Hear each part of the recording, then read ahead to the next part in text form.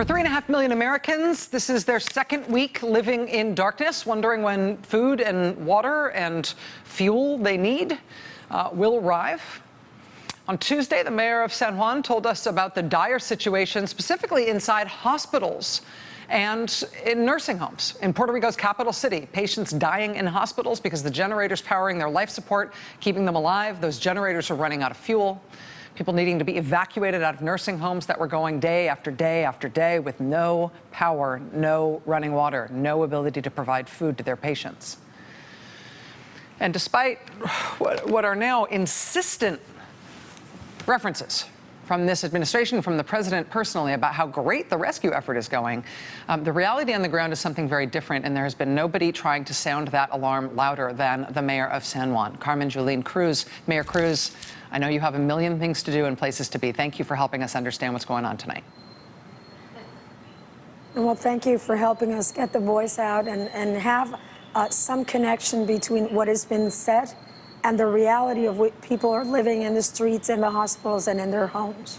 You told us earlier this week on Tuesday that the problem seemed to be the chain of command. It seemed to be bureaucracy. It wasn't that there weren't supplies in Puerto Rico. It wasn't that there weren't people who seemed like capable people who were willing to help. It seemed that there was no plan, no organization that actually allowed things to get out to people who needed them. Has that improved at all? No, it hasn't. Actually, it's gotten worse. Yesterday, I got the visit from a mayor very late at night, asking me if I had any leftovers that he could have for his people that were drinking from a creek. That's the mayor of Comerío. Today, I got a Mayday call from two different neighboring mayors saying, look, we have gone to the FEMA distribution centers. We get there, and they give us one pallet of water. Or they tell us, you know what, we have nothing to give you. Please call us next week. The other thing is that they are asking people to, you're not going to believe this. Everyone knows our power grid is down. So internet connection is almost null. So they're asking people if they want to be, just helped by FEMA to register via internet or to call. Well, for heaven's sake, what don't you understand? Like, we don't have any power, so our internet connection is limited. There is such a thing. There's a motto for the Marine Corps: you adapt, you improvise, you overcome.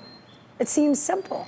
So if you do not have internet, don't ask people to register using internet. You adapt and you do a different way. So they said, well, everything is going according to the plan, where maybe when you're sitting in air conditioning, everything is going in accordance to plan. Today, I had to rent and rave, and I had to thank Regional Manager John Rabin for helping, because I was still getting questions from FEMA of what are my priorities. It seems pretty simple. You save lives with food, water, and medical supplies. It just doesn't seem like the most powerful nation in the world could be incapable of just having, in 100 by 35 mile long, the ability to just put fuel into hospitals. And then I was told, well, hospitals have to request to be put on the list, for heaven's sake. Wow. You know, there's a list of all the hospitals in Puerto Rico. You just don't have time for any of this. And it's appalling. You know why, Rachel? Because it's a disconnect to the reality of the heart of the American people. I lived in Boston. I lived in Pittsburgh, Pennsylvania. I gave birth there. And I know that the American people are brave people. They're wholehearted people. And they just charge when something is not wrong. They invent it. When you have to move it, you move it. When you have to go around it, you go around it. So I have no idea why this is going on. And there's a disconnect between what the FEMA people are saying is happening and what the mayors and the people in the towns know that is happening. So I was promised a commitment tomorrow from Mr. John Rabin himself. Miraculously, I was told that I was going to get 2 containers of food and water, and lo and behold, after I ranted and raved, I got a lot more. But you know what? That's not the way things should happen. You had to, when you say you rented a rig, Mayor, I'm sorry to interrupt you. When you say you rented a rig, you're saying that you had to pay cash to rent a semi tractor, an 18-wheeler, in order to move these containers? No. No, I moved some of the containers. I said, you know, I screamed and shouted, literally, and said, you know, my people are dying here. What do you want to do? I mean, we have given FEMA piles and piles of information. Piles and piles of information, but you got to fill out this form and fill out the other form. And, you know, I understand there is a process, but there are lives at stakes here.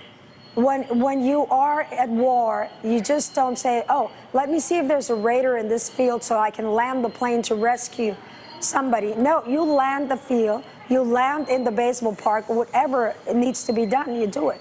So there seems to be, in this emergency management, a lot of management and very little sense of emergency. The one thing that I saw today that made me feel like there was a change in the organizational approach to this, Mayor, was that the Army started to send out releases about dispatching teams by helicopter into far-flung towns. Obviously, the Army has taken organizational control of the relief effort, we're told, as of today. Have you seen any evidence of change because of the Army taking over? Are you hopeful about that? Not today. I'm hopeful that the logistics that the Army is providing in this humanitarian mission is going to provide for much needed relief and also for the continuance of this relief. You can't just feed people one time a day, 1 day a week. You have to do it continuously. So we are hopeful. As we are, and we keep pushing on. We keep seeing communities come together and just doing a lot of the cleanup themselves or cooking for 400 people and so forth. We keep getting people from different counties and cities, mayor of Boston, the mayor of Columbus, Ohio. They're reaching out and they're saying, Mayor, what do you need? And whatever I get, I will share with the rest of the municipalities in Puerto Rico, because we're just one. We're just one, and we're giving an SOS. This is for you. I'm going to give this to the production because you've been very helpful in getting out the SOS call for everybody and making sure that our voices are heard. So we thank you very much for that. San Juan Mayor Carmen Yulín Cruz, thank you for talking to us. Please keep us apprised and tell us what else people need to know. And please take good care of yourself. You're doing a lot of work here, a lot of days, a lot of late nights here. You got to make it through this, too. Thank you very much, man. All right, we'll be right back. Stay with us. Hey there, I'm Chris Hayes from MSNBC. Thanks for watching MSNBC on YouTube. If you want to keep up to date with the videos we're putting out, you can click subscribe just below me or click over on this list to see lots of other great videos.